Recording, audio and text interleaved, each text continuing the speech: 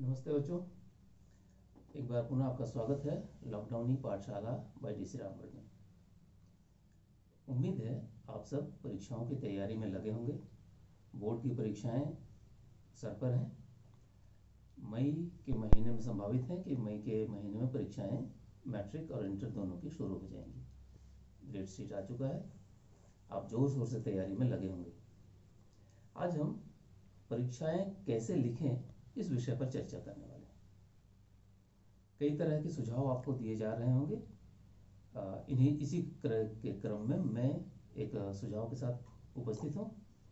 हम इन परीक्षाओं में कैसी कलमों का इस्तेमाल करें। तो जो परीक्षाओं के नियम हैं इसके अनुरूप हमें या तो नीले या काले रंग के बॉल पॉइंट पेन से परीक्षाएं लिखना है।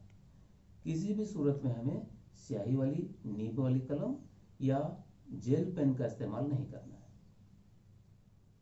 केवल काले या नीले रंग के स्याही के बॉल पॉइंट पेन का इस्तेमाल करना है। ऐसा क्यों है? इसके पीछे एक रोचक घटना की कहानी है। कहते हैं कि मैट्रिक की परीक्षाएं हुई थी और पटने में बाढ़ आ गई गंगा नदी में। तो जहां परीक्षा की कॉपियां रखी गई थी वो जगह भी बाढ़ की पानी में डूब गया। और जिन बच्चों ने स्याही वाली कलम का इस्तेमाल किया था उनकी कॉपियां भीगी और भीगने के कारण उसमें स्याही से लिखे हुए अक्षर या तो धुल गए या इतने फैल गए कि उनको पढ़ा नहीं जा सकता था। किंतु जिन्होंने बॉल पॉइंट पेन से परीक्षा लिखी थी उनकी कॉपियां सुरक्षित थी।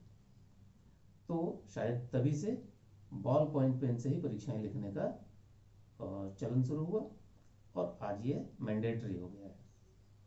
अब परीक्षाओं में काली और या नीली, ब्लू या ब्लैक बॉल पॉइंट पेन का तो इस्तेमाल हम करेंगे ही, लेकिन अगर हमें किसी प्रश्न का उत्तर पॉइंट्स में, बिंदुओं में लिखना है तब हम क्या करेंगे? तब हम हाइलाइटर का इस्तेमाल कर सकते हैं। हाइलाइटर के द्वारा हम उन बिंदुओं को जिसकी ओर हम परीक्षा का ध्यान आकर्षित करना चाहते हैं उसे हाइलाइटर से कलर करके उसका रंग उभार सकते हैं। इंपॉर्टेंट पॉइंट्स पर, डेफिनेशन यानी परिभाषाओं पर हम हाइलाइटर का इस्तेमाल कर सकते हैं।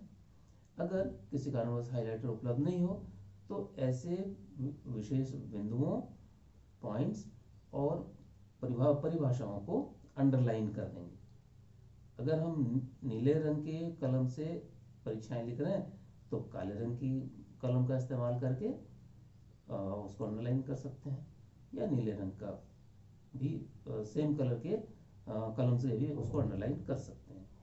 इसके साथ ही अगर परीक्षा के बीच में हमें कलम बदलने की आवश्यकता पड़ रही है और कलम की लिखाई बदल सकती है, ऐसी स्थिति आ रही है, तब हमें परीक्षक का ध्यान अपनी ओर आकर्षित करना चाहिए और उनसे निर्देश प्राप्त करना चाहिए कि हम अपनी कलम बदलने वाले हैं।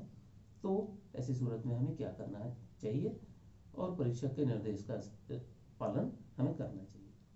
इसके साथ ही एक महत्वपूर्ण और काम के लायक जानकारी कि परीक्षाओं के पहले 4-5 दिन, सप्ताह, 10 दिन पहले हमें पर्याप्त संख्या में कलमें खरीद लेनी चाहिए और उन कलमों से लिखने की प्रैक्टिस कुछ करना चाहिए।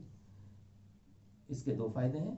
एक तो उन कलमों पर अपनी ग्रिप बन जाएगी, यानी हमारी उंगलियों की पकड़ का हमें अभ्यास हो जाएगा, और दूसरे कि उन कलमों में अगर कोई रुकावट होगी, कोई टेक्निकल कमी होगी तो वो दूर हो जाएगी, समय से पहले उसका पता चल जाएगा और हम बीच परीक्षा में टेक्निकल गड़बड़ी के कारण, यानी कलम घिस कर चल रही है, रुक रुक कर चल रही है, ऐसी समस्या से बच जाएंगे। साथ ही एक बात और ध्यान देने की है कि ये परीक्षाएं गर्मियों के दिनों में होने वाली हैं और इन दिनों में हमारे हाथ में पसीना बहुत आता है। तो पसीने में हमारा ग्रिप बना रहे तो ऐसी ही कलमों का इस्तेमाल हमें करना है, क्योंकि अगर हम पसीने के कारण हमारे हाथ से कलम फिसल जाए, लिखने में व्यवधान हो तो उस समय दिक्कत होगी। तो हमें क्या करना है?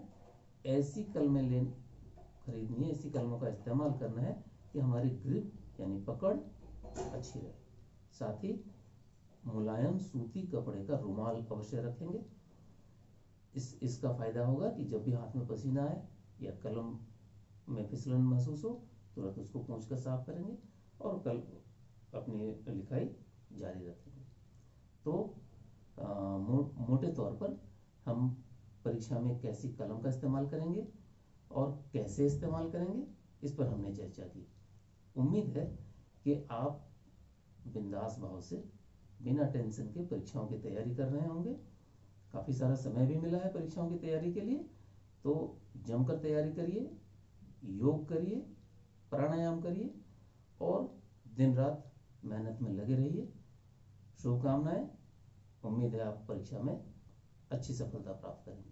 धन्यवाद।